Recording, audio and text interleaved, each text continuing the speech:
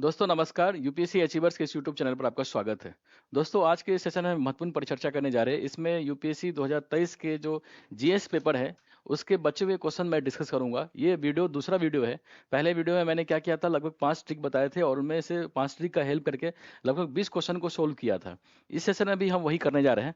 इस क्वेश्चन में भी लगभग 4 ट्रिक मैं बताऊंगा और उससे लगभग लगभग 20 क्वेश्चन को मैं सोल्व करके दिखाऊंगा कि कैसे आप इजिली उन ट्रिक्स एंड टेक्निक जो रूल्स होते हैं उसको अप्लाई करके आसानी से क्वेश्चन को सोल्व कर सकते थे। पहले वीडियो में देखा हमने कि 5 ट्रिक के जरिए 20 क्वेश्चन को एकदम आसानी से, बहुत दिमाग नहीं लगाना, बहुत पढ़ने की जरूरत नहीं थी, बिल्कुल कॉमन सेंस को अप्लाई करके, थोड़ा एक्सट्रीम केस को, नेगेटिव सेंस वाले वर्ड को पकड़ के इजीली स्टेटमेंट को छाट दे रहे थे और ऑप्शंस आ जा रहे थे, आने रहे थे। अभी क्या हुआ कि जब से 2023 का पेपर कंडक्ट हुआ तो तब से यूपीएससी ने एक नया पैटर्न चेंज कर दिया और उसको लेकर मार्केट में काफ़ी हाई तौबा मचा हुआ है। जो नए बच्चे हैं उसमें काफ़ी एक तरह से कन्फ्यूजन की स्थिति है। इवन जो मेरे दोस्त वगैरह जो ऑलरेडी सिलेक्टेड है उन्होंने भी एग्जाम दिया था आईएएस बनने के लिए, लेकिन एग्जाम दिया तो वो उसको क्वालिफाई नहीं कर पाए क्योंकि पेपर सडन चेंज हो गया था। काफी ड्रास्टिक पैराडाइम शिफ्ट हो गया था, काफी ड्रास्टिक चेंज हो गया था। पहले क्या होते थे, ऑप्शंस बहुत ऐसे होते थे कि इजिली उसमें एलिमिनेशन लग जा रहा था। अब ऑप्शन पेयरिंग वाला कर दिया, only one, only two, only three, इस तरह से कर दिया है। अब ऐसे स्टेटमेंट, ऐसे ऑप्शंस में आप एलिमिनेशन लगा ही नहीं सकते। लेकिन हाँ, ये बात तो ठीक है कि ऑप्शन एलिमिनेट नहीं हो पा रहा है, लेकिन अभी भी आप क्वेश्चन को पढ़ेंगे, क्वेश्चन को देखेंगे तो आप देख सकते हैं कि ऑप्शंस भले एलिमिनेट नहीं हो रहा है लेकिन स्टेटमेंट को इजिली हम छाट सकते हैं। स्टेटमेंट को इजिली पकड़ सकते हैं कि जो एक्सट्रीम बात कर रहा है, जो नेगेटिव बात कर रहा है, जो बिल्कुल इम्पॉसिबल बातें कर रहा है, उसको तो इजीली छांट सकते हैं और उसको छांट के हम आंसर निकाल सकते हैं। मैंने पहले वीडियो में 5 ट्रिक का उपयोग करके दिखाया था, बताया था कि कैसे आप एक्सट्रीम केस को पकड़ के, कैसे वो ट्रिक्स एंड टेक्निक को पकड़ के जो स्टेटमेंट है उजली छाट सकते थे और उन स्टेटमेंट को छाटने के बाद ऑप्शंस में सही आंसर की तरफ बढ़ सकते थे। इस वीडियो में भी क्या करूंगा, मैं करीब 4 ट्रिक बताऊंगा और उन 4 ट्रिक के जरिए क्वेश्चन सोल्व करके दिखाऊंगा और उन अप्लाई करके दिखाऊंगा कि कैसे आप स्टेटमेंट को इजिली छाट सकते हैं इन ट्रिक्स का प्रयोग करके इस दूसरे वीडियो में, इस वीडियो में। ठीक है। तो अब हम 5 ट्रिक मैंने बता दिया था, अब ये छठा ट्रिक है, छठवां ट्रिक, 6 ट्रिक, इसको देखते हैं ये ट्रिक क्या है। ये ट्रिक थोड़ा सा बिल्कुल कॉमन सेंस वाला है कि यूपीएससी में क्या होता है, कई ऐसे क्वेश्चन होते हैं जो बिल्कुल कॉमन सेंस से सोल्व हो जाता है। उसमें बेसिक सेंस अगर आप लगाएंगे तो आप देखते हैं कि इजीली आप उसको एलिमिनेशन करके ऑप्शंस को छाट सकते हैं। बहुत दिमाग नहीं लगाना, बहुत पढ़ने की जरूरत नहीं है। ऐसा नहीं कि कोई बुक वगैरह पढ़ेंगे तभी बना पाएंगे, नहीं। बुक पढ़ने के बाद भी आपको कॉमन सेंस लगाना ही पड़ेगा, बेसिक सेंस लगाना ही पड़ेगा। तो क्यों ना हम कॉमन सेंस का प्रयोग करें। तो ट्रिक क्या है, यूपीएससी में कई ऐसे प्रश्न होते हैं जिसमें कॉमन सेंस का प्रयोग करके प्रश्न को हल किया जा सकता है। अब देखिए, चूंकि कॉमन सेंस यहाँ पे लिख दिया, कॉमन सेंस बहुत इजीली होता है और कॉमन सेंस इतना कॉमन भी नहीं होता है। कहते हैं ना, common sense is not so common. तो आपको उसको क्रक्स को देखना पड़ेगा, जो स्टेटमेंट है उसके भाव को समझना पड़ेगा, तभी आप एलिमिनेशन कर सकते हैं, तभी कॉमन सेंस का प्रयोग करके छांट सकते हैं। और कॉमन सेंस जब भी प्रयोग करें तो अपने आसपास की जो चीज़ें हैं उसको भी एनालाइज करते रहें। उसका जो अनुभव है, आपका जो एक्सपीरियंस है, जो डेली लाइफ में आप चीज़ों को देखते हैं उसको भी यूज करिए। अगर आप उन चीज़ों को यूज करेंगे तो इजीली आप एलिमिनेशन करके ऑप्शन को एलिमिनेट कर सकते हैं, उनको छाट सकते हैं। जैसे मैं इसका पहला क्वेश्चन दिखाता हूँ इसी ट्रिक का। जैसे ये क्वेश्चन है, यूपीएससी ने पूछा था, 2023 का क्वेश्चन है ये। क्वेश्चन क्या है कि consider the following statements. Statement है, पहला स्टेटमेंट है कि India has more arable area than China. देखिए, भारत के बारे में कह रहा है कि भारत के पास जो एरेबल एरिया है खेती के लिए, वो चाइना से ज़्यादा है। अब हम अगर थोड़ा सा कॉमन सेंस अप्लाई करें और जो दिल्ली के न्यूज़ वगैरह सब जो थोड़ा बहुत पढ़ते हैं उसको अप्लाई करें तो आप इजीली समझ सकते हैं कि भारत के पास भूमि का बहुत बड़ा हिस्सा है और जो खेती योग्य जमीन है वो काफ़ी है, वो चाइना से ज़्यादा मात्रा में है भारत में। तो पहला स्टेटमेंट क्या हो गया, सही हो गया। अब वैसे भी more than, few of them, one of them, इस तरह की चीज़ों का प्रयोग होता है तो स्टेटमेंट जनरली सही होता है, तो ये सही हो गया। दूसरा है कि the proportion of irrigated area, मतलब सिंचाई क्षेत्र की बात कर रहा है, is more in India as compare to China. देखिए, इरिगेटेड एरिया की बात कर रहा है, अगर जब लैंड ज़्यादा होगा तो इरिगेटेड एरिया भी ज़्यादा होगा, क्योंकि सिंचाई की बहुत सारे फैसिलिटीज़ भारत में है। चाइना में उतना नहीं, चाइना में भी है लेकिन जो इरेबल लैंड है भारत में वो ज़्यादा है, इरिगेटेड एरिया चाइना की अपेक्षा ज़्यादा है। तो दूसरा स्टेटमेंट भी क्या हो गया, सही हो गया। देख रहे, दोनों कॉमन सेंस का ही प्रयोग हुआ एक तरह से, जो हमारे डेली लाइफ में जो यूज होता है, जो हम अनुभव करते हैं, न्यूज़ वगैरह में देखते हैं, उन्हीं चीज़ को अप्लाई किया है। बहुत इसमें कोई बहुत ही रॉकेट साइंस नहीं है, बहुत डीप नॉलेज की जरूरत इसमें नहीं पड़ी। तीसरा स्टेटमेंट देखिए, ट्रिकी है। कह रहा the average productivity per hectare, देख रहे average productivity per hectare in India agriculture, in Indian agriculture is higher than that in China. देखिए, ये स्टेटमेंट ट्रिकी हो गया। कह रहा प्रोडक्टिविटी भारत में इंडिया से ज़्यादा है। नहीं, ऐसा नहीं है। चाइना इतना डेवलप्ड कंट्री है, चाइना में टेक्नोलॉजी वगैरह से बहुत ज़्यादा उसमें डेवलप हुआ है। एग्रीकल्चर के जो मशीनीकरण है वहाँ पर काफ़ी तेज़ी से बढ़ रहा है। तो चाइना में पर हेक्टर जो प्रोडक्टिविटी है वो इंडिया की अपेक्षा ज़्यादा है। और इंडिया में देखते हैं इतना वेस्टेज वगैरह होता है, ज़मीन इतना है, प्रोडक्टिविटी है ही नहीं। अगर उतना प्रोडक्टिविटी होता है तो हम बहुत से बाहर से चाइना को बहुत से चीज़ों को आयात नहीं करते। तो चाइना में पर हेक्टर प्रोडक्टिविटी जो एग्रीकल्चर का है वो इंडिया से ज़्यादा है। तो ये स्टेटमेंट क्या हो गया? गलत हो गया। देख रहे हैं, इजीली हम काट दिए। बिल्कुल कॉमन सेंस, जो एग्रीकल्चर वाला एरिया है उसका कॉमन सेंस यूज करके ऑप्शंस को बना दिए। अब देखिए स्टेटमेंट को तो हम छाट ही दिए, ऑप्शंस थोड़ा टफ हो गया, लेकिन स्टेटमेंट को अगर हम छाट दे रहे हैं तो आंसर भी तो आ जा रहा है इजीली। तीसरा गलत हो गया, यानी दो ऑप्शन क्या हो गया? ओनली टू, बी आंसर हो गया। देख रहे हैं हिंदी में भी देखेंगे तो क्या है, कह रहा है कि चीन के तुलना में भारत के पास अधिक कृषि युक्त क्षेत्र है। देख रहे हैं कृषि युग, एरेबल लैंड ना, देख रहे हैं बात कर रहा था इरिगेटेड एरिया, और यहाँ पर है एरेबल लैंड की बात कर रहा था, कृषि युक्त क्षेत्र है। तो सही बात है कि चीन की तुलना में भारत के पास इरिगेटेड एरिया, एरिएबल एरिया ज़्यादा है। दूसरा है कि चीन की तुलना में भारत में सिंचित क्षेत्र का अनुपात अधिक है। जी बात बिल्कुल ठीक है कि भारत में सिंचित क्षेत्र जो सिंचाई योग्य भूमि है भारत में चीन की अपेक्षा ज़्यादा है।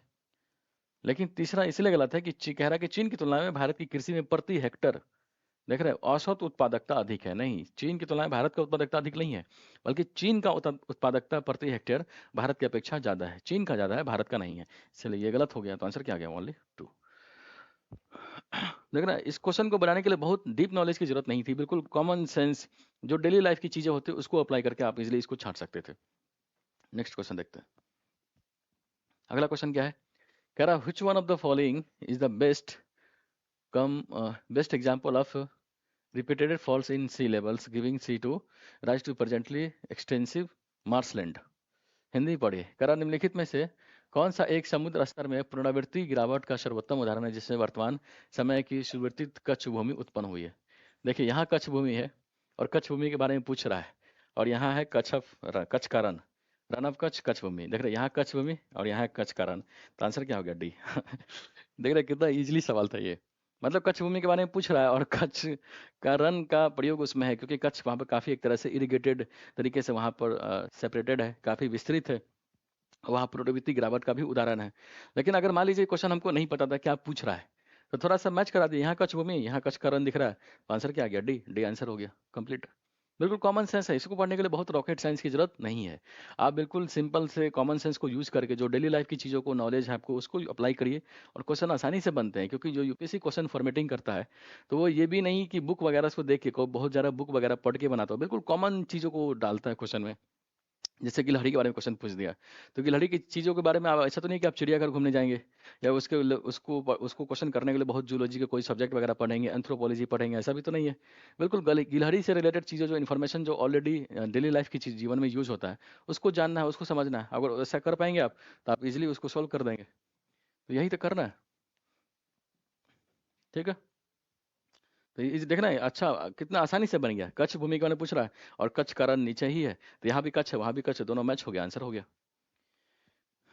ठीक है, अगला क्वेश्चन है कि ilmenite and rutile abundantly available in certain coastal tracts of in India are rich sources of which one of the followings।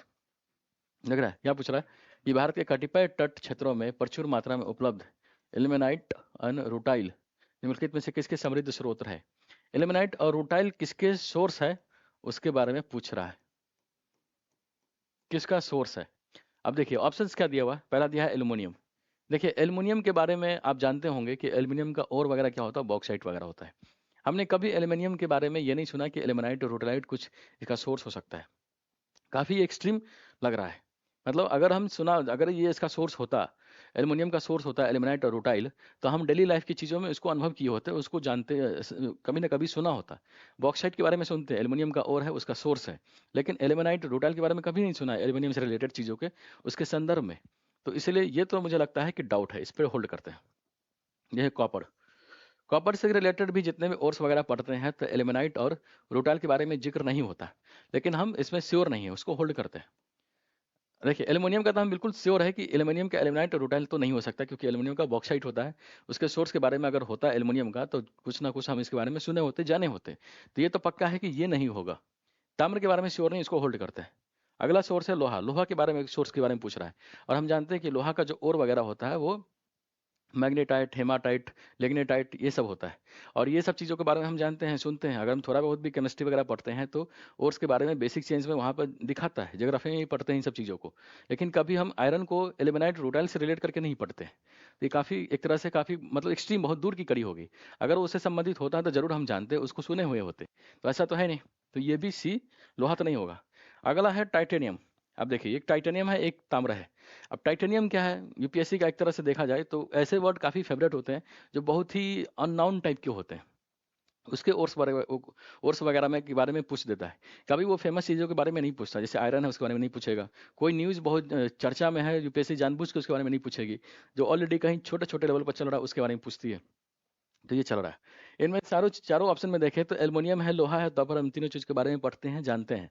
लेकिन कभी भी इन तीनों चीज़ के बारे में हमने नहीं समझा कि एल्युमिनाइट, रूटाइल इससे रिलेटेड है या इसका सोर्स है।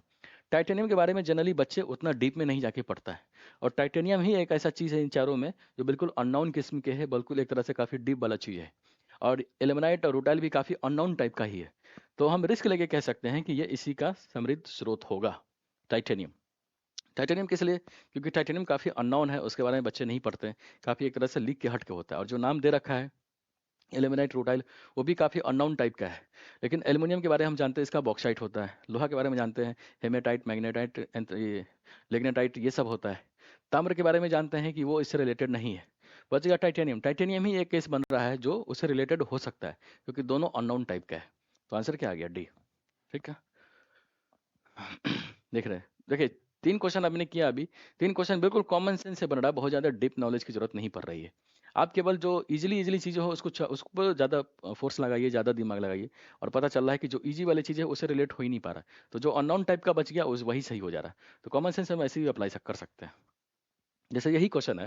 क्वेश्चन क्या है, कर invasive species specialist group, invasive species specialist group, इस ग्रुप के बारे में पूछ रहा है। ठीक है। That develops global invasive species database. ठीक है, वो इन्वेजिव ग्लोबल स्पेसीज डेटाबेस को डेवलप करता है। तो करा वो किससे बिलोंग करता है? Belong to which one of the following group organizations. अब देखिए, इन्वेजिव स्पेसीज के बारे में चर्चा है। और इन्वेजिव इन्वेजिव स्पेसीज जो एक तरह से काफ़ी खतरा माना जाता है, उस तरह से चीज़ें होता है, उसकी डेटाबेस से रिलेटेड बनाता है। और आपको पता है, आपके एनवायरनमेंट में थोड़ा बहुत भी पढ़ा होगा, तो आप इन सब चीज़ों को रिलेट कर सकते हैं ऑप्शन से। मैं थोड़ा देखता हूँ क्या ऑप्शन है। पहला ऑप्शन है the international union for conservation of nature. ये इसका शॉर्ट फॉर्म हो गया IUCN। और इन्वायरमेंट में IUCN बहुत हॉट टॉपिक है। पूरा बायोडाइवर्सिटी इससे रिलेटेड है, इसी पर डिपेंड है, क्योंकि उसमें endangered, critically endangered, vulnerable, extinct, ये सब चीज़ों को पढ़ते रहे, डेटा बुक को पढ़ते हैं। अब वो इन्वेजिव से ही रिलेटेड है, क्योंकि इन्वेजिव स्पेसीज चीज़ों को कैसे वो खतरा बनता है और अलग चीज़ों पर कैसे वो एक्सटिंक्ट का कारण बनता है विभिन्न प्रजातियों को लेकर, तो उसको डिटेल में पढ़ते हैं। तो हम तो ये श्योर है कि यही होगा। थोड़ा सा हम आगे देखते हैं क्या ऑप्शन है। अगला है क्या कि United Nations Environment Programme, UNEP, UNEP के बारे में पूछ रहा है। यूनेप एक बॉडी है जो डिटेल तरीके से देखता है, और वो होलिस्टिक वे में देखता है। काफ़ी उसका स्पेसिफिक जोर इस पर नहीं हो सकता। हालांकि IUCN जो है ये भी यूएनएप के अंदर ही आता है। लेकिन यूएनएप एक मेजर लेवल पर, एक तरह से ब्रॉड लेवल पर वो बॉडी है जो हर चीज़ को देखता है। लेकिन वो स्पेसिफिक इन्वेजिव से रिलेटेड हो, ऐसा कम चांस है। इसीलिए बी गलत हो गया। अगला है the United Nations world commission for environment and development. देख रहे हैं, इन्वायरमेंट डेवलपमेंट की बात कर रहा है। ये भी इन्वेजिव स्पेसीज से स्पेसिफिक रिलेटेड नहीं दिख रहा है। और इस बॉडी के बारे में तो हम बहुत उतना ज़्यादा सुनते ही नहीं है। तो जिस ज़्यादा ज़्यादा सुनते ही नहीं, तो बहुत एक तरह से एक्सट्रीम केस हो गया, काफ़ी हटके हो गया। अगला है कि the world wide fund for nature. ये बात कर रहा है WWF की। अब देखिए, WWF और IUCN, इस दोनों में डाउट है कि इस दोनों में से कौन हो सकता है। यूनेप ये तो नहीं होगा, ये तो नहीं होगा। अब इस दोनों में से एक ऑप्शन में मेरे को आगे बढ़ना है, और मैं एग्जाम में फंस गया हूँ 50-50 मेरे को केस लेके आगे बढ़ना है। अब चूंकि IUCN जो है स्पेसिफिक टारगेट करता है इन्वेजिव जो स्पेसीज वगैरह है, उसके ट्रांसबाउंड्री जो एक तरह से व्यापार वगैरह होता है उसको रेगुलेट करता है, उसको रोकता है। और जो इंडेंजर्ड, जो एक तरह से एक्सटिंक्ट होता है, जो खतरा होता है, उन सारे खतरे चीज़ों को एड्रेस करता है, उससे रिलेटेड डेटा बुक वगैरह भी निकालता है। और हम जानते हैं रेड डेटा बुक निकालता है IUCN।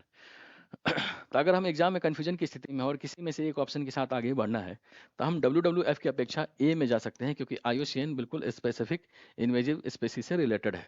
और इन्वायरमेंट में हम पढ़ते हैं तो थोड़ा सा हम जान सकते हैं कि IUCN बिल्कुल डेडिकेटेड बॉडी है स्पेसीज वगैरह सबके सुरक्षा को लेकर। WWF भी है, लेकिन WWF की अपेक्षा IUCN ज़्यादा एक्यूरेट है। ठीक है, वो ज़्यादा टारगेटेड वे में काम करती है। इसलिए ऑप्शन क्या हो गया, ए। डी गलत हो गया। अब देखिए ये क्वेश्चन है। अब देख रहे हैं, 4 क्वेश्चन मैंने बनाए, चारों क्वेश्चन बिल्कुल कॉमन सेंस, बिल्कुल बेसिक सेंस से बन रहा है। उसके लेकर बहुत ज़्यादा डीप नॉलेज की जरूरत नहीं पड़ती है। अब ये चौथा, अगला नेक्स्ट क्वेश्चन क्या है? क्वेश्चन पढ़िए, कह रहा है consider the following statements. Statement पहला वन क्या है?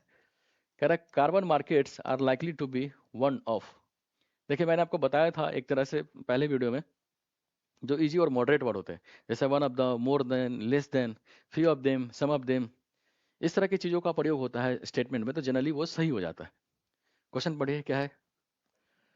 कह रहा है carbon markets are likely to be one of the most widespread tools in the fight against climate change. बिल्कुल सही है। कार्बन मार्केट की बात कर रहा है। कार्बन मार्केट जो है क्लाइमेट चेंज से फाइट करने में एक ज़्यादातर मतलब देखा जाए तो एक अच्छा टूल है। ये स्टेटमेंट को बोल रहा है। हिंदी पढ़े। कह रहा है ऐसी संभावना है, संभावना की बात है, पॉसिबिलिटी की बात कर रहा है, तो चांस हो जाता है कि सही हो जाए। ऐसी संभावना है कि कार्बन बाजार जलवायु परिवर्तन से निपटने का एक सबसे व्यापक साधन हो जाए। बिल्कुल, बिल्कुल जनरल स्टेटमेंट प्रोग्रेसिव बात कर रहा है, इसलिए स्टेटमेंट ये सही हो गया। दूसरा क्या है कि कार्बन बाजार संसाधनों को प्राइवेट सेक्टर से राज्य को हस्तांतरित कर देते हैं। हाँ ठीक बात है, ये भी ठीक है। क्योंकि कार्बन मार्केट के जरिए प्राइवेट सेक्टर से हम कार्बन एमिशन पर टैप लगाते हैं और उससे रिसोर्सेज लेते हैं, और उस रिसोर्सेज की सरकार क्या करती है? सरकार उस रिसोर्सेज को क्लाइमेट चेंज के अगेंस्ट लड़ने में यूज करती है, उसको एक तरह से जो अपने एग्रीमेंट वगैरह है, जो योजनाएं वगैरह है, उसको चालू करती है। तो बिल्कुल ठीक बात है। तो आंसर क्या हो गया? दोनों स्टेटमेंट सही है। दूसरा ज़्यादा सही है और उसकी सटीक व्याख्या इसलिए कर रहा है क्योंकि ये रिसोर्सेज को मोबिलाइज करता है और इसलिए आने वाले दिनों में ये एक महत्वपूर्ण साधन हो सकता है या हो जाएगा। ठीक है, तो आंसर क्या हो गया? पहला। नहीं नहीं, कथन 1 और 2 दोनों सही है तथा कथन 2 कथन 1 की सही व्याख्या है। हाँ ठीक है, आंसर क्या हो गया? ए। समझ रहे हैं आप? बिल्कुल इजी स्टेटमेंट है, बिल्कुल जनरल बातें कर रहा है, बिल्कुल प्रोग्रेसिव बातें कर रहा है।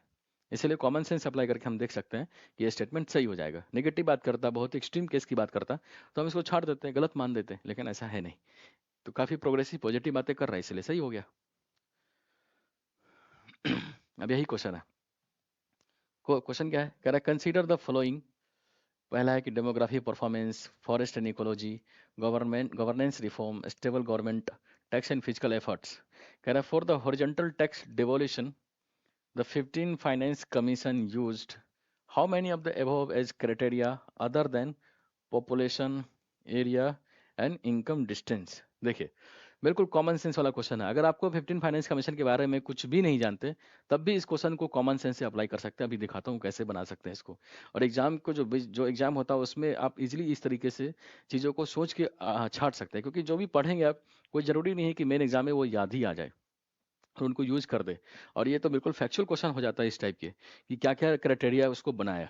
तो उन चीज़ों को, लेकिन यूपीएससी भी इस चीज़ को समझ रहा होता है। यूपीएससी भी इस बात को समझता है कि नहीं, ऐसा नहीं हो सकता कि हर चीज़ को बच्चा याद करके ही आए।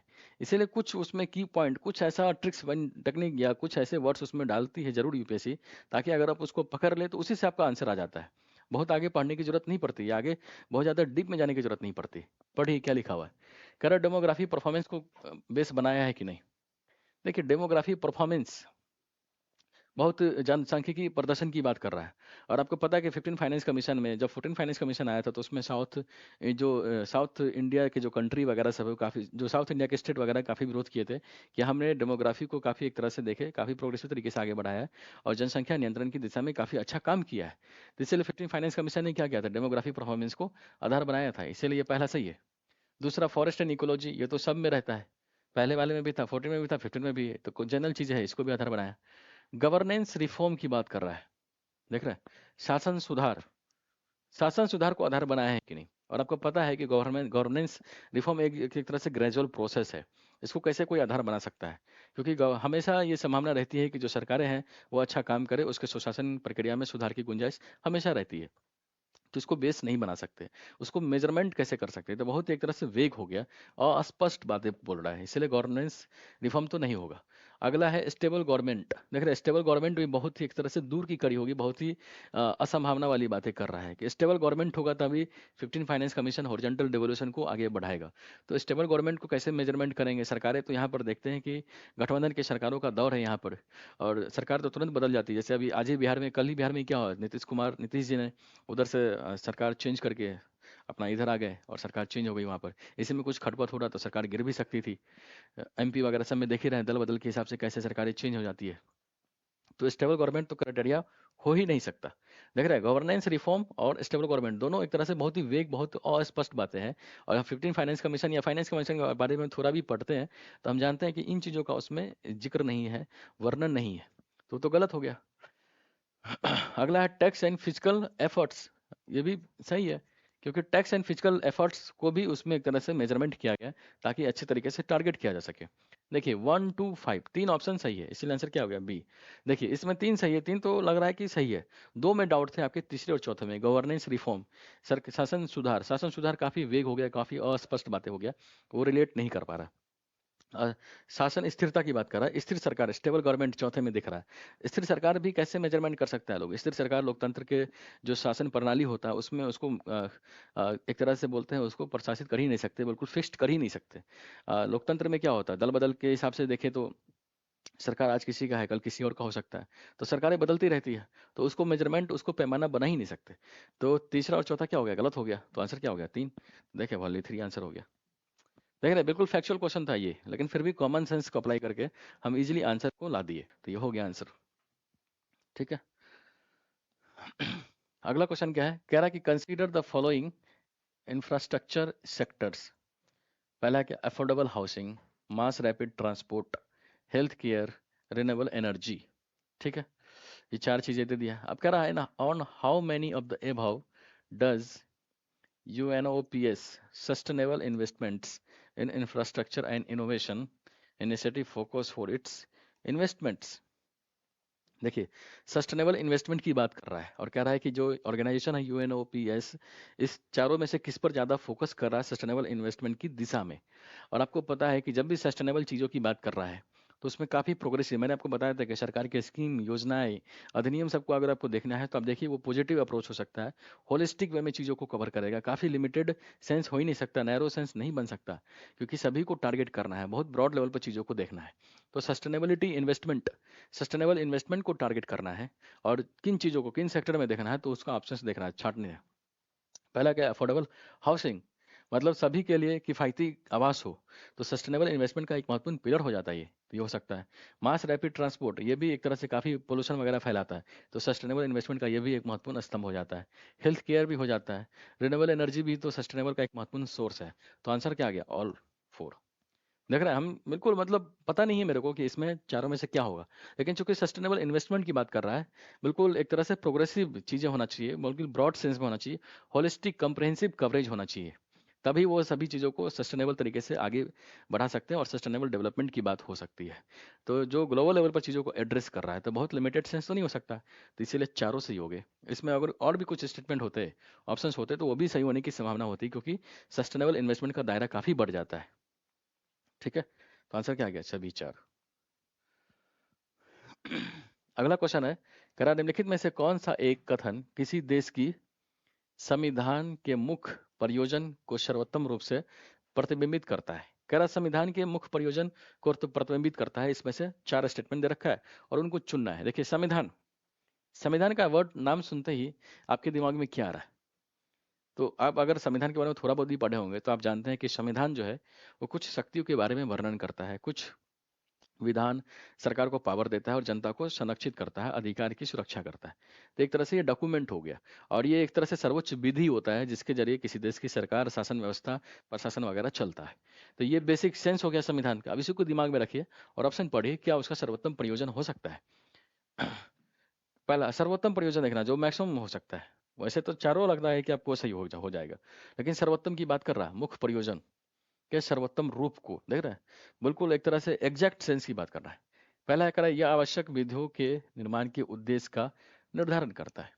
ठीक है, सही लग रहा है, बल्कि नेगेटिव नहीं है, लेकिन हमको सर्वोत्तम चुनना है। होल्ड करते हैं। कह रहा है यह राजनीतिक पदों और सरकार के सृजन का सुकर बनाता है। ये भी ठीक है, लेकिन बहुत ही सर्वोत्तम लग रहा है ऐसा नहीं है। ये सब बिल्कुल एक सब पार्ट है, किसी रूल्स किसी नियम के तहत ऐसा काम होता है, लेकिन संविधान का ये मुख्य प्रयोजन हो ऐसा नहीं दिखाई पड़ता है। सी क्या है, कह रहा है यह सरकार की शक्तियों को प्रभाषित और सीमाबद्ध करता है। देख रहे हैं, कहते हैं ना संविधानवाद, आप पढ़ते हैं कि संविधानवाद होना चाहिए। संविधानवाद का मुख्य उद्देश्य क्या है? कि सरकार को संविधान के दायरे में रहकर काम करना है। संविधान के दायरे में रह के काम करना है मतलब कि सरकार की शक्तियों को सीमित करता है, सरकार की शक्तियों को परिभाषित करता है।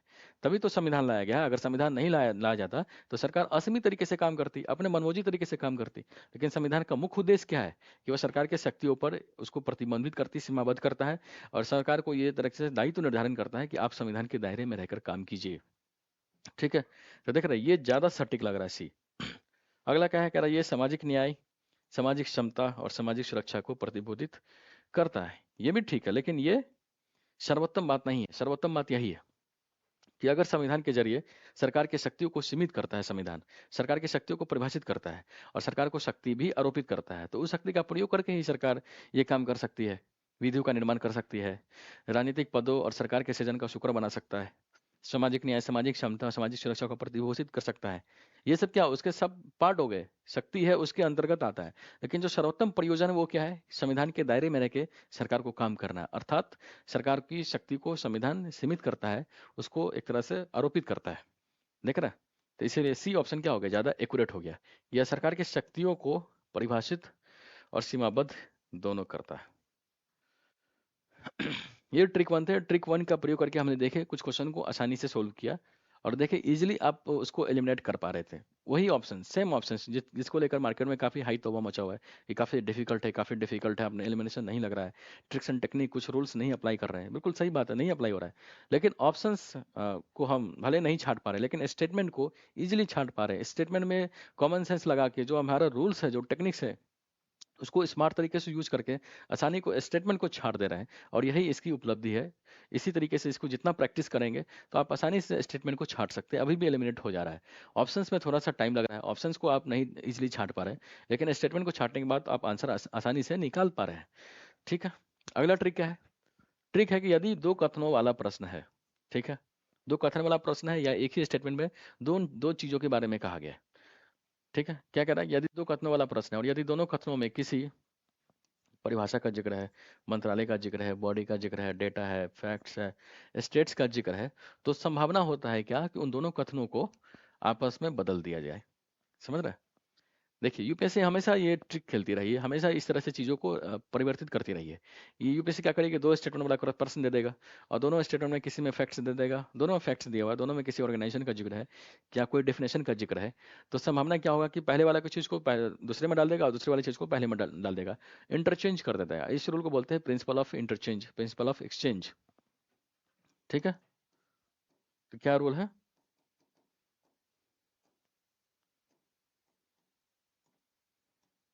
Principle of exchange. इस रूल को दिमाग में रखना, जब भी आप दो स्टेटमेंट में देख रहे हैं दोनों सेम चीज़ों की बात कर रहा है और आप फंस गए हैं, आप छाट नहीं पा रहे हैं, तो आप हमेशा इस ट्रिक का उपयोग कर सकते हैं। उपयोग क्या है कि आप मान सकते हैं कि जो चीज़ें हैं, जो समझौता है, जो एक तरह से परिभाषा वगैरह है, उसको हो सकता है कि यूपीएससी ने इंटरचेंज कर दिया गया हो और दोनों गलत हो जाएंगे इस तरह से। जैसे यही क्वेश्चन है, यूपीएससी में आया था, काफ़ी क्वेश्चन टफ है, लेकिन प्रिंसिपल ऑफ इंटरचेंज का हम प्रयोग करके इजिली क्वेश्चन को सोल्व कर सकते हैं। क्वेश्चन क्या है? कह रहा ballistic missiles are jet propelled at subsonic speeds throughout their lights, while cruise missiles are rocket propelled only in the initial phases of flight। देखिए only का प्रयोग हो गया तो काफी एक्सट्रीम हो गया,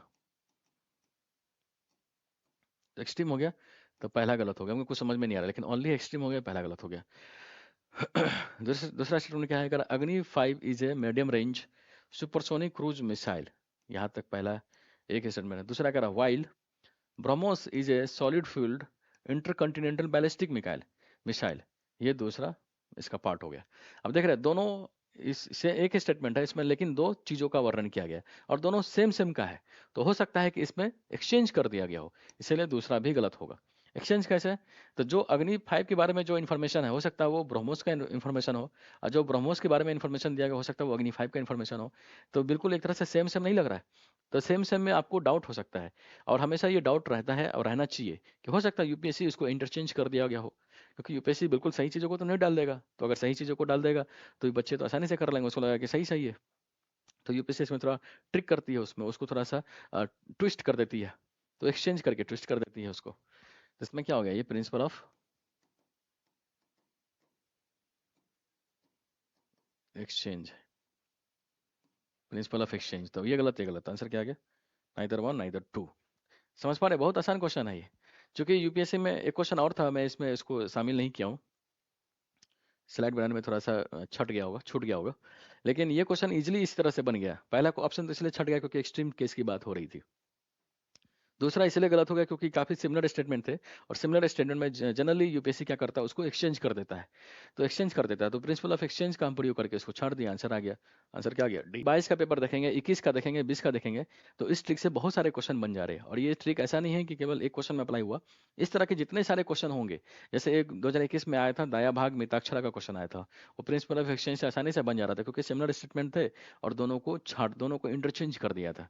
तो हमेशा यूपीएससी इस तरह से गेम करती रही है कि जो सिमिलर स्टेटमेंट होंगे उसको एक्सचेंज कर देती है, उसको आपस में इंटरचेंज कर देती है। ठीक है, अगला क्वेश्चन देखते हैं। अगला ट्रिक क्या है, ट्रिक है वर्ड प्ले वाला ट्रिक, कि अगर वर्ड प्ले से संबंधित प्रश्न है तो उस शब्द को ब्रेक करके भाव समझिए। जैसे कोई भी वर्ड है ना, कोई वर्ड दे दिया और उससे रिलेटेड ऑप्शंस दिए, तो आप नहीं समझ रहे हैं तो पहले उसको ब्रेक करिए,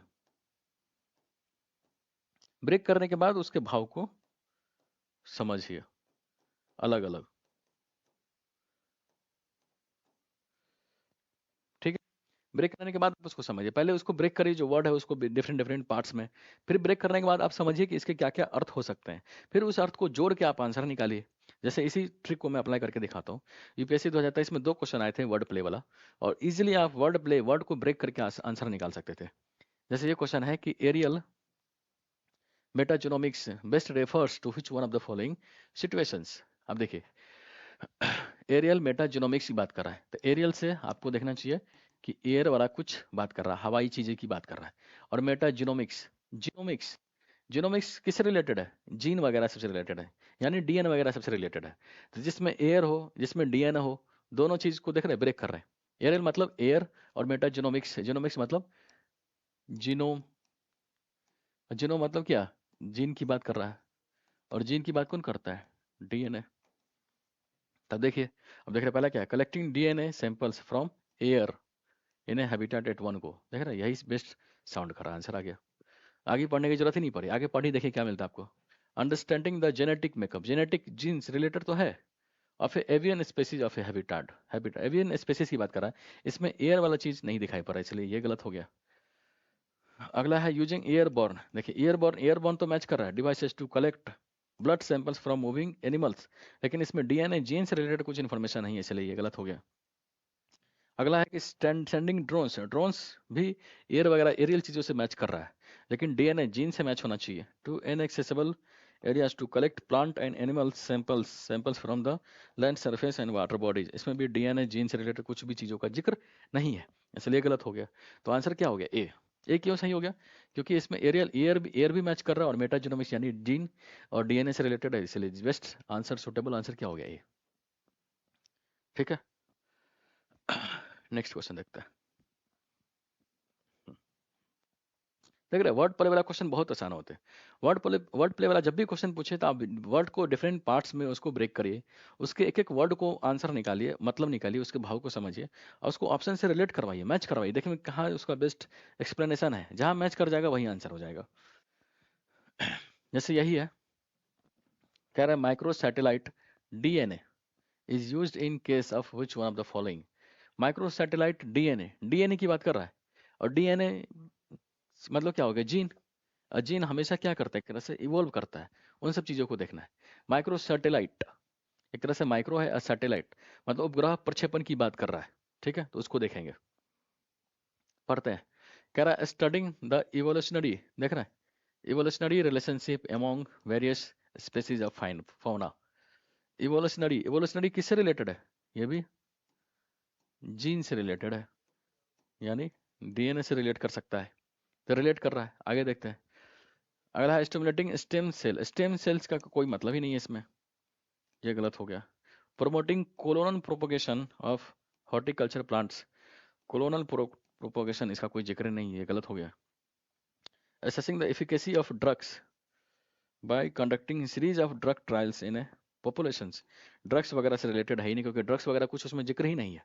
तो बेस्ट सुटेबल आंसर क्या हो गया इसका? बेस्ट सुटेबल आंसर हो गया ए, क्योंकि मैक्रो सैटेलाइट डीएनए की बात कर रहा है. डीएनए मतलब इवोल्यूशनरी रिलेशनशिप, कैसे इवॉल्व कर रहा है, कैसे उसका एक तरह से बेस्ट सुटेबल वर्जन चीजें इस टाइम के साथ बढ़ रहा है. तो इवोल्यूशन किससे रिलेटेड होता है? वो डीएनए से रिलेटेड हो गया, इसलिए बेस्ट सुटेबल आंसर इसका क्या हो गया? ए. बीसीडी इसलिए गलत हो गया क्योंकि स्टेम सेल की बात कर रहा है, स्टेम सेल से रिलेटेड कुछ है ही नहीं, क्योंकि डीएनए की बात कर रहा है बेसिक सेंस में. प्रोमोटिंग कोलन प्रोपोगेशन का कोई जिक्र नहीं है इसमें, हो नहीं सकता. ड्रग एफिकेसी की बात कर रहा है, वो ड्रग एफिकेसी की बात भी इसमें दिखाई नहीं पड़ रही, इसलिए वो भी गलत हो गया. बेस्ट सुटेबल आंसर क्या हो गया? ए, क्योंकि इवोल्यूशन की बात कर रहा है. ठीक है, तो वो डीएनए से ही रिलेटेड होता है. देख रहे, वर्ड प्ले वाला क्वेश्चन बहुत आसान होते हैं. आप वर्ड को केवल ब्रेक करिए, उनके डिफरेंट भाव को निकालिए, सबको रिलेट करके मिक्स करके ऑप्शन से मैच कराइए, इजीली आंसर आपके आ जाएंगे. ठीक है. नेक्स्ट क्वेश्चन क्या है? अगला क्वेश्चन है, कह रहा है कंसीडर द फॉलोइंग स्टेटमेंट्स. ये वर्ड प्ले वाला नहीं है, दूसरा क्वेश्चन है, लेकिन इसमें भी आप कॉमन सेंस लगा के आंसर इजीली निकाल सकते हैं. क्वेश्चन क्या है? कह रहा है India's public sector health care system largely focus on curative care.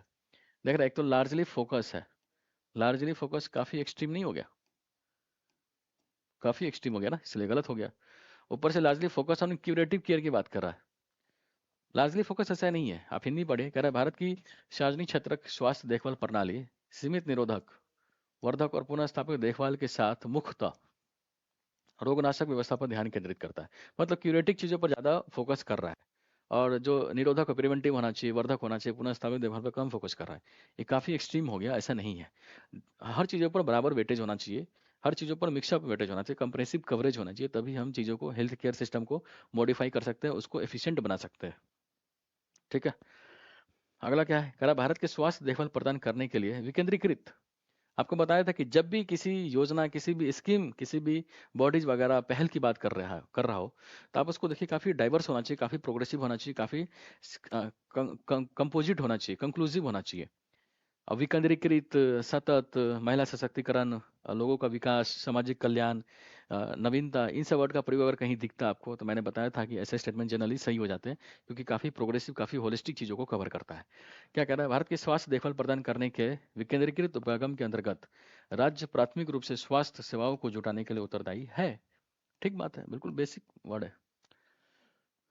सही हो गया, क्योंकि पॉजिटिव बात कर रहा है, पॉजिटिव और प्रोग्रेसिव भी साउंड कर रहा है, क्योंकि डिसेंट्रलाइज्ड सिस्टम की बात कर रहा है, विकेंद्रीकृत. और वैसे भी जब पहला गलत है, तो पहला गलत किस में है?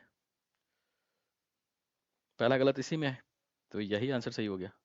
पहला गलत दूसरा सही है, पहला गलत दूसरा सही. ठीक है, आंसर क्या हो गया? डी.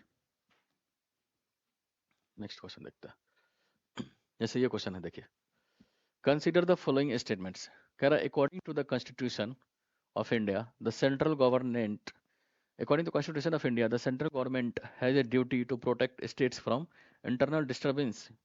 देखिए, आपको वैसे मैंने बताया था ट्रिक कि according to constitution, the constitution में डिफाइंस, ऐसे वर्ड जनरली गलत हो जाते हैं, लेकिन हमेशा गलत नहीं होते. जैसे यहाँ पर पहला स्टेटमेंट क्या है, यहाँ पर वो वाला ट्रिक क्या होगा, काम नहीं करेगा, क्योंकि आपने अगर 365, 356 पढ़ा होगा, जो राष्ट्रपति शासन है, 352 पढ़ा होगा, जो इमरजेंसी प्रोविजन है, तो उसमें स्पष्ट मेंशन किया गया है कि केंद्र सरकार की जिम्मेदारी है कि वह इंटरनल डिस्टरबेंस या बाह्य खतरों से राज्य की सुरक्षा करे. तो ये संविधान में स्पष्ट वर्णन है ना. तो ये पहला स्टेटमेंट क्या है, काफी जनरल स्टेटमेंट है, और काफी बिल्कुल बेसिक. अगर पॉलिटी भी आपने पढ़ा होगा, इमरजेंसी प्रोविजन वगैरह थोड़ा बहुत जानकारी लिया होगा, रीड किया होगा, तो आप समझ सकते हैं कि वहां पर इस चीज का मेंशन है. इसलिए पहला क्या हो गया? सही हो गया. अगला कह रहा है the constitution of India exempts the states from providing legal counsel to a person being held for preventive detention. नहीं, ऐसा नहीं है. अब हर चीज का वर्णन कॉन्स्टिट्यूशन में नहीं हो सकता. मैंने बोला ना कि अकॉर्डिंग टू कॉन्स्टिट्यूशन अगर कहीं जिक्र है, तो 99% केस में वो गलत हो जाता है, क्योंकि संविधान में हर चीज का वर्णन हो ये जरूरी नहीं है, और काफी एक्सट्रीम चीज हो जाता है. हमें हर चीज को संविधान में वर्णन नहीं कर सकते, वो कभी रूल्स एंड रेगुलेशन में होगा, उसका अलग से जिक्र होगा. और ऊपर से तो ये कॉन्स्टिट्यूशन ऑफ इंडिया की बात कर रहा है. दूसरा काफी एक्सट्रीम क्या बोल रहा है, कह रहा है constitution of India exempts the states from providing legal counsel, देख रहा है, to a person being held for preventive detention. नहीं, जो प्रिवेंटिव डिटेंशन होते हैं उसको भी लीगल काउंसिल सपोर्ट मिलता है, और ये संविधान में प्रावधान भी है, और उसको एक तरह से व्याख्यायित करता, आगे बढ़ाता भी है। और हर स्टेट को एक तरह से संविधान ने शासक शक्ति दिया है कि वो प्रिवेंटिव डिटेंशन से रिलेटेड कानून बना सकता है। जैसे पोटा वगैरह सब आया था, पोटा टाटा ये सब चीज़ें क्या है, प्रिवेंटिव डिटेंशन का ही तो है। नहीं तो ऐसा नहीं, तो इसलिए क्या हो गया, गलत हो गया, एक्सट्रीम हो गया। अगला, according to the prevention of terrorism act 2002, देख रहे हैं पोटा का जिक्र है। POTA, confession of the accused before the police can not be used as evidence. Can not काफी एक्सट्रीम हो गया, इसलिए ये गलत हो गया, आगे बढ़ने की जरूरत नहीं पड़ी। Can not be used as evidence नहीं है, बहुत एक्सट्रीम नहीं हो गया। पोटा में भी कुछ ऐसे प्रावधान है कि एविडेंस वगैरह का प्रयोग हो सकता है।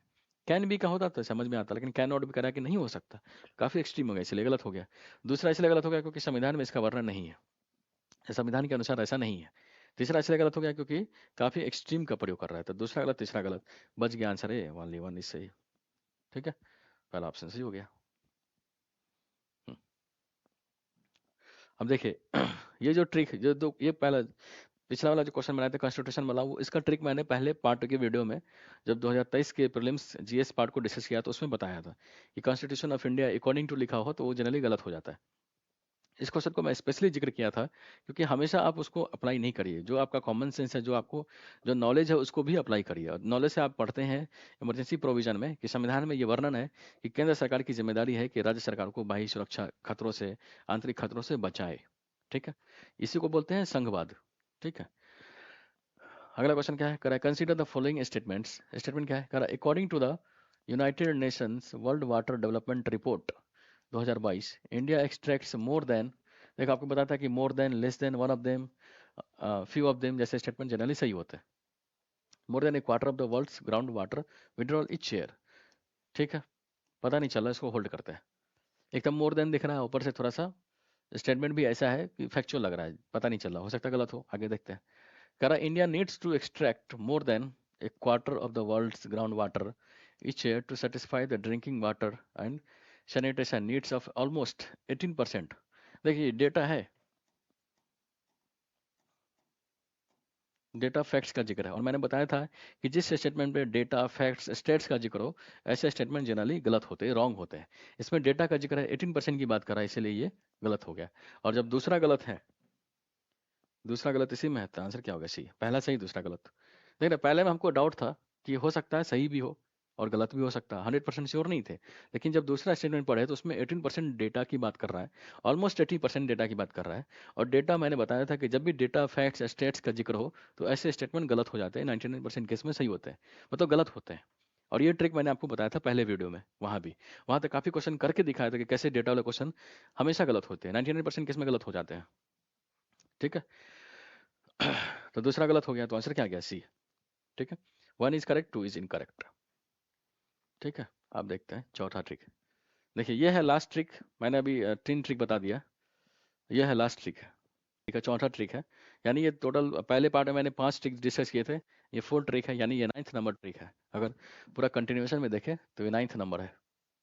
ठीक है, 9 ट्रिक मैं आपको बताऊँ, 9 ट्रिक से लगभग लगभग मैंने 40 क्वेश्चन सोल्व करके दिखाया, और 40 क्वेश्चन इजीली आप आसानी से बना सकते हैं, क्योंकि ऐसे क्वेश्चन को बनाने के लिए बहुत दिमाग नहीं लगाना, बहुत पढ़ने की जरूरत नहीं है। कॉमन सेंस अप्लाई करिए, कुछ rules and tricks and technique है उसको यूज करिए, और इजीली स्टेटमेंट को छाटिए। स्टेटमेंट को छाटने के बाद ऑप्शन आप आसानी से पहुंच सकते हैं वहां पर कि क्या ऑप्शन सही होंगे। अब जैसे यदि किसी संगठन संस्था के बारे में कहा जाए कि वो प्रबंधन को सुधारेगा तो कथन सत होते हैं, बिल्कुल प्रोग्रेसिव बात है। देखिए कोई भी बॉडी वगैरह सब है ना, तो जो अपर लेवल की बात होती है, जो बिल्कुल ऐसे वर्ड जो हमेशा सही होंगे, वो है प्रोग्रेसिव साउंड वाली बात, पॉजिटिव साउंड वाले वर्ड। कि अगर किसी स्टेटमेंट, किसी अधिनियम, किसी एक्ट्स, किसी प्रोविजन, किसी स्कीम का जिक्र है, अब वो प्रोग्रेसिव बात कर रहा है, बिल्कुल पॉजिटिव बात कर रहा है, कंप्रहेंसिव चीजों को कवर कर रहा है, तो ऐसे स्टेटमेंट सही हो जाते हैं। ठीक है, तो उसी को तोड़ के मैंने स्टेटमेंट ट्रिक बना दिया। क्या बना दिया कि यदि किसी संगठन संस्था के बारे में कहा जाए कि वह प्रबंधन को सुधारेगा तो कथन सत हो जाता है। लेकिन अगर कहा जाए कि वह किसी चीज को कंट्रोल करेगा, कंट्रोल करने की बात करेगा, उसको एलिमिनेट करने की बात करेगा, तो ऐसे कथन समानता गलत हो जाते हैं। देख रहे हैं, गलत की बात है, गलत हो जाता है। कोई बॉडीज है, तो जाहिर सी बात है, बॉडी किस लिए बनाया था? ताकि एडमिनिस्ट्रेशन को सुधारे, उसमें प्रोग्रेसिव चीज़ों को आगे बढ़ावा दिया जा सके। वो कभी किसी चीज़ को कंट्रोल नहीं करेगा, कंट्रोल कर भी नहीं सकता। कंट्रोल करना काफ़ी निगेटिव साउंड करता है, ठीक है। इसी ट्रिक को यूज करके देखेंगे 2023 के क्वेश्चन को कैसे हम बना सकते थे। जैसे ये क्वेश्चन है, कह रहा consider the following statements. Statement पहला क्या है? कह रहा recently the United states of America USA and the European union have launched the trade and technology council.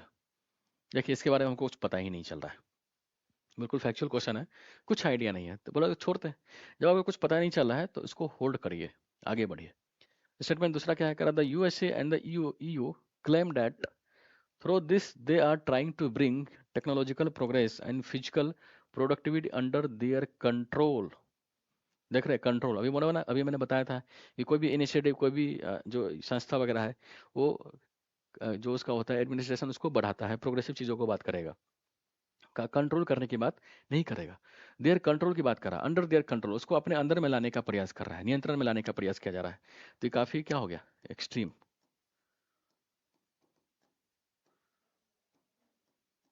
काफी नेगेटिव हो गया, इसीलिए ये गलत हो गया। देख रहे हैं, हिंदी पढ़िए। कह रहा संयुक्त राज्य अमेरिका और यूपीए संघ का यह दावा करते हैं कि वह इसके माध्यम से तकनीकी प्रगति और भौतिक उत्पादकता को अपने नियंत्रण में लाने का प्रयास कर रहे हैं। देख रहे हैं, काफी नेगेटिव वर्ड हो गया, इसलिए ये गलत हो गया, ये गलत हो गया, तो आंसर क्या बच गया? सी। स्टेटमेंट वन से टू इज इनकरेक्ट। दूसरा जो गलत है वो इसी में है, सी में ही है, इसलिए सी बच गया। आंसर ये पहला सही लग रहा है। देखिए, पहला आपको पता भी नहीं था, लेकिन दूसरा हम जो ट्रिक्स थे, जो मेथड्स है, उसको यूज किया और उससे आंसर आ गया। इसके लिए अगर बहुत पढ़ने की जरूरत नहीं है, क्योंकि कितना भी पढ़ेंगे, करंट अफेयर्स कुछ भी पढ़िए, उसमें इतना डीप में, इतना डिटेल में जाके चीज़ों को कवर नहीं करता है, और ना उतना याद रहेगा आपको। तो वो क्वेश्चन बनेगा कैसे फिर? तो क्वेश्चन इन्हीं मेथड से बनेगा, इन्हीं ट्रिक्स एंड टेक्निक के जरिए बनेगा, ठीक है। अगला क्वेश्चन देखते हैं। देखिए, ये क्वेश्चन क्या है? क्वेश्चन है कि consider the following statements. The stability and growth pact of the European Union is treaty that. देखिए, यूरोपियन यूनियन के एक इनिशिएटिव है स्टेबिलिटी एंड ग्रोथ पैक्ट, उसके बारे में स्टेटमेंट दिया हुआ है। अब इसको पकड़िए, उसको देखते हैं। क्या रहा? स्टेबिलिटी एंड ग्रोथ पैक्ट के बारे में बात कर रहा है, स्टेबिलिटी एंड ग्रोथ पैक्ट, उससे रिलेटेड 3 स्टेटमेंट है। अब देखिए, जिस चीज़ का जो जिक्र है ना, इसको पकड़िए, काफ़ी स्पेसिफिक चीज़ों को ध्यान में रखिए। ऑप्शन क्या है? कह रहा है कि इसका जो मकसद क्या है, that limits the level of the budgetary deficit. देख रहे, बजटरी डेफिसिट, जो बजटीय घाटा है, उसको कम करने की बात कर रहा है, of the countries of the European union. ठीक बात लग रहा है, बजटरी डेफिसिट को कम करना है, ये अच्छी बात है। और ऊपर से स्टेबिलिटी एंड ग्रोथ पैक्ट की बात कर रहा है, मतलब जो अर्थव्यवस्था है उसमें सुरक्षा है, और उसको बढ़ावा भी मिले, आर्थिक समृद्धि मिले।